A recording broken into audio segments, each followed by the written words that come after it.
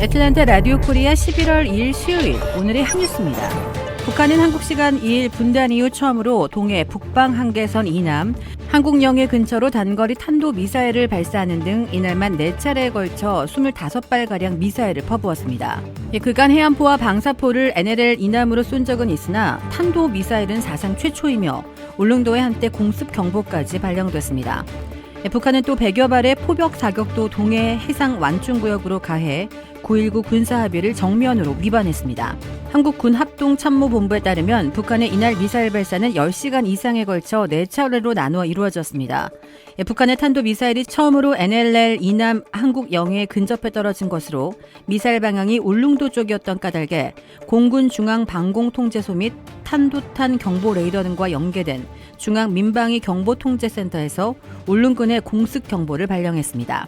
한국군도 NLL 이북으로 사격한 것 역시 이번이 처음입니다. 윤석열 대통령은 이날 NSC를 주재한 자리에서 북한 도발이 분단 이후 처음으로 북방 한계선을 침범해 자행된 미사일에 의한 실질적 영토 침해 행위라며 한국 사회와 한미 동맹을 흔들어 보려는 북한의 어떠한 시도도 통하지 않을 것이라고 밝혔습니다. 이어 북한 도발이 분명한 대가를 치르도록 엄정한 대응을 신속히 취하라고 지시했습니다. 1,400만 명이나 이용하고 있는 ACA 오바마케어 건강보험을 새해에도 이용하기 위한 등록에 돌입했습니다. 2023년도분 ACA 건강보험 등록은 어제 1일부터 시작해 통상적으로 12월 15일까지 진행됩니다. 내년 1월 중순까지 이어지는 지역들도 있으나 2023년 1월 1일부터 건강보험을 계속 커버받으려면 12월 15일까지 등록을 마쳐야만 합니다. 조자주는 엠버레를 비롯해 오스카, 카이저, 퍼머넌트, 시그나, 케이소스, 프라이데이, 에뜨나, 블루크로스 블루실드, 유나이티드 헬스케어 등 9개 보험사가 오바마케어 건강상품이 제공된다며 2023년 1월부터 혜택을 적용받기 위해서는 12월 15일까지 등록을 마쳐야 하며 12월 16일부터 등록하는 자들은 내년 2월부터 보험 혜택을 받을 수 있습니다. 세계 최대 전자상거래 업체 아마존이 31개월 만에 시가총액 1조 달러 클럽에서 탈락했습니다.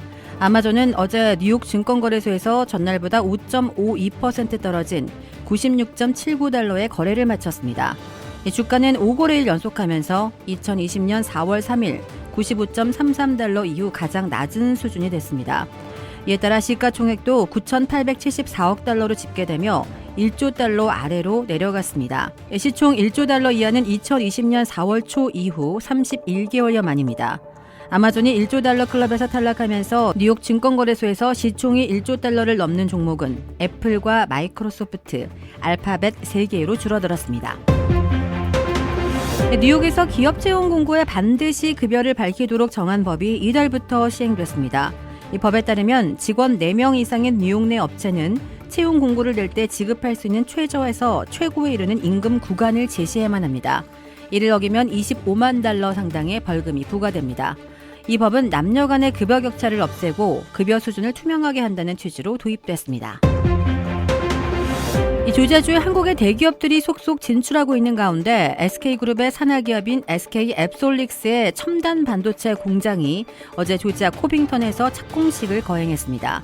SK그룹은 어제 SK그룹 관계자들과 앱솔릭스 임직원, 존 오소프 연방 상원 의원, 박윤주 애틀랜타 총영사, 스티브 호튼 코빙턴 시장, 팻 윌슨 조지아 경제개발부 장관, 마르셀로 벤스 뉴튼 카운티 의장 등 조지아 정관계 주요 인사들이 참석한 가운데 첨단 유리기판 반도체 공장 착공식을 거행했습니다.